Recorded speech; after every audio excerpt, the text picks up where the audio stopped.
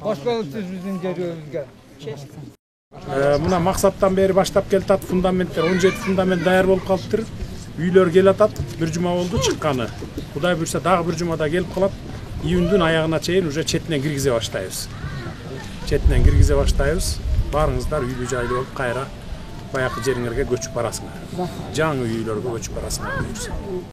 Баткен особый статус алат.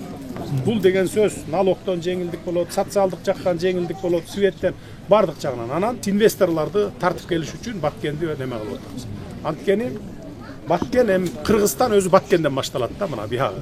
Ошон үчүн Баткенди канчалык өнүктүрүп койсок, чек араны чекитти коюп койсок, биз коопсуз өлкөдө жашайбыз деп үмүттөнсөк болот.